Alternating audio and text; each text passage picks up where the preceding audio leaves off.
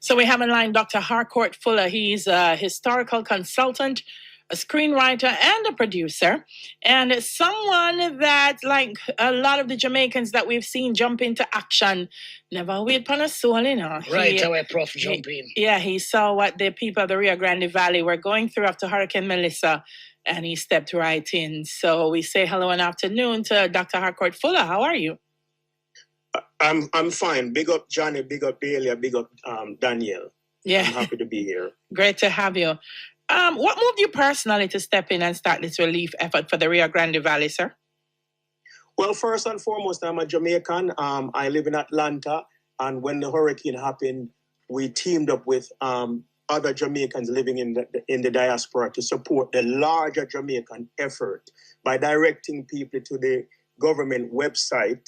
And then we decided that we need to also turn our attention to the people of the Rio Grande Valley so that we can help them because they were also hard hit.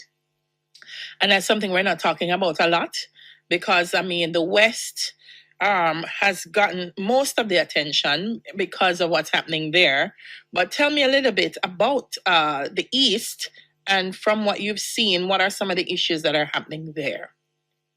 Very importantly, the Rio Grande Valley is a farming community.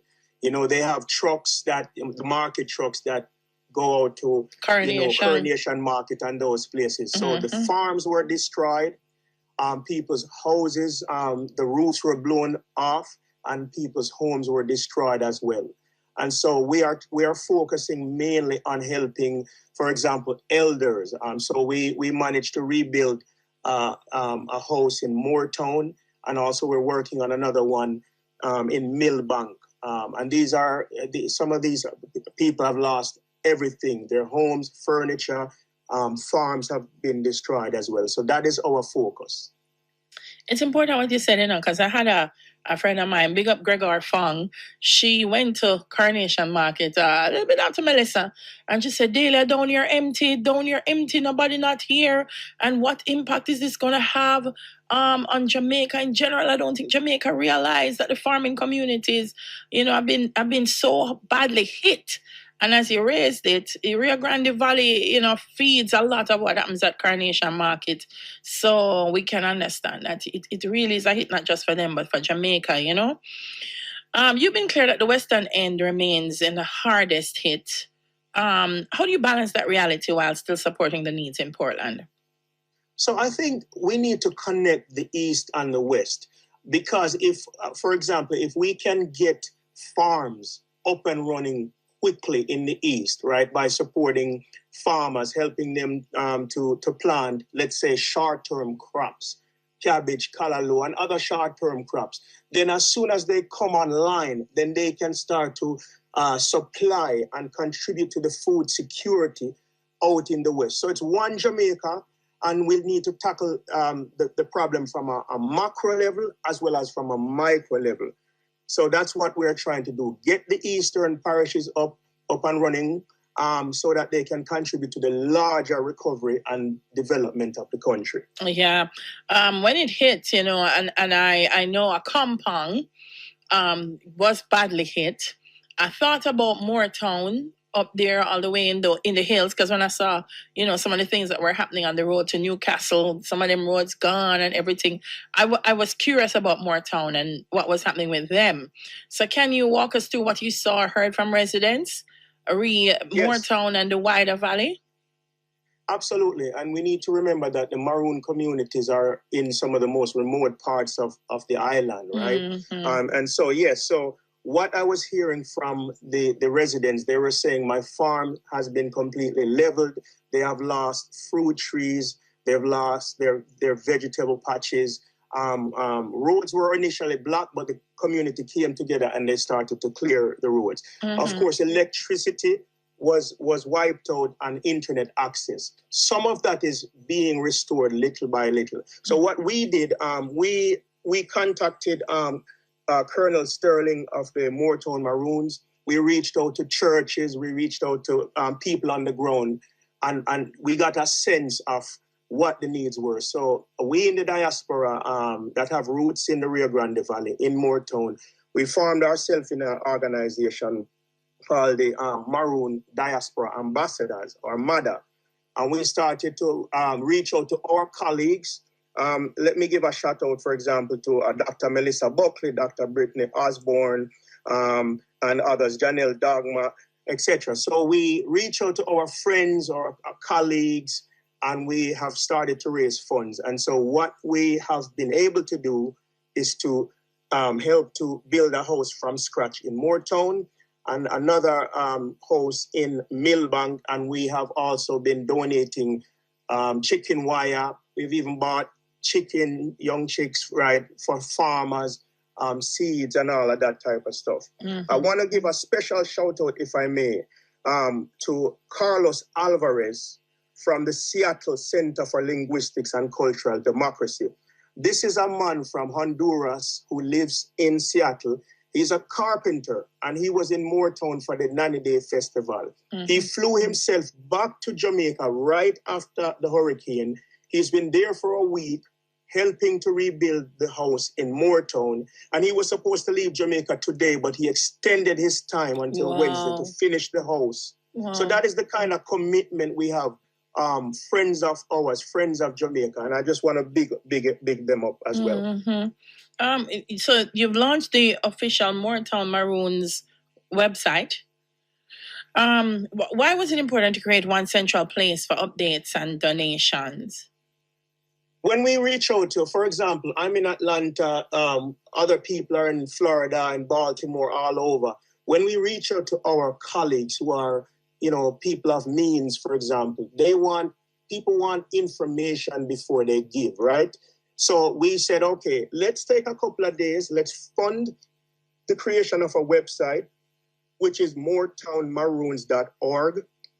And then we're going to put information about the history, culture, etc. And then we will house the fundraising effort on that website. So if you go to moortownmaroons.org/donate, that is where people have been donating. And then when we collect those funds, we identify the needs in the Rio Grande Valley, and then we send those funds to those people to help in the recovery. The other quick thing I want to say is that we need to think past the immediate. So while we are focused on right now getting people housed, helping them restore their crops, what is going to happen 3 months from now, 6 months from now, a year from now? And so the website, on the website, we're going to highlight farmers. We're going to highlight the craftspeople who will need to be supported and be able to market their goods, because we have to think about the medium and the long-term recovery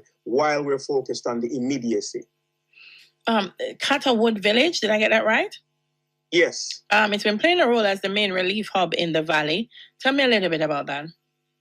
Well, because Catterwood Village is my ecotourism venture and a campsite in the Rio Grande Valley. And as a campsite, it was already off-grid. So we had solar lights, we had tents, we had things. So it was the quickest place to get up and running to assist in the recovery effort. So what we have been doing is, we allow people to come there if they just need a place to stay.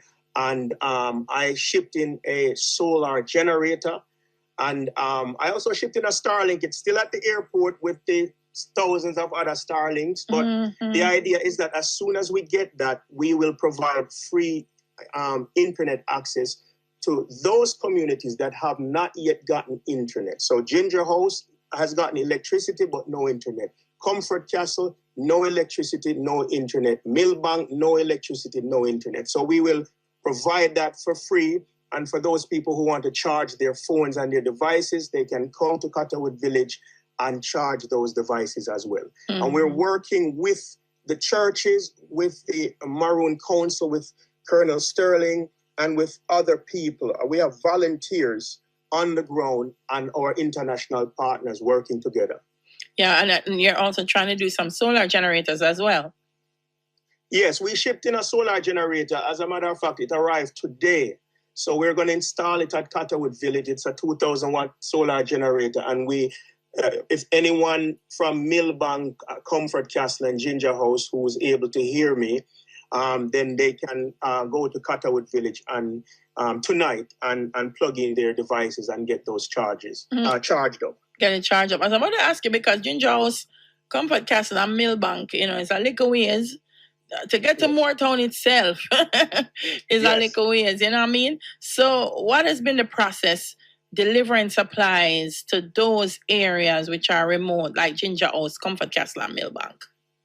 Well, the good thing is that the community came together very early. You have persons up there that have tractors, and people just came together, cleared the road. They would come out with their machete, with them shovel. They clear the road, and so people can go back and forth from Port Antonio, which is the closest major town, and then come back into the valley. Mm-hmm. And that's how people were able to get a phone signal. They had to travel all the way from the upper Rio Grande Valley and go to places like Port Antonio to just to get a message out or to receive messages as well. Mm-hmm. Yeah, it's been, but the resilience of people, though, as you say, to find their way from wherever they were to go out and be connected, send the messages. It's something to behold, huh? It is, and what I want to say to all Jamaicans is this: we are a tough people. We're little but we're talawa. I see Jamaicans working together. Help neighbor helping neighbor, people, helping out. And then the Jamaican diaspora all over the world and people who love Jamaica. We have given so much to the world. Our music has contributed or been a main ingredient in hip hop, in reggaeton, in Afrobeats. We have, our athletes. All of that, jerk, the cuisine of jerk, which was created by the Maroons. And so that's why we're getting all of this attention and everybody helping out. So I just want to say, just hang in there, my people. We are going to get through this. All right. We're going to take a break here on the 2 Live crew. Yvonne, who is always tuned in from Portland, says, thanks for the help in the Rio Grande community. I am from Moortown. And every time she writes, she always say, Yvonne from Portland is locked in. And she's always locked in and enjoying this interview. We're speaking with Dr. Harcourt Fuller. We're going to take a break. We'll be right back. This is 94.5 FM.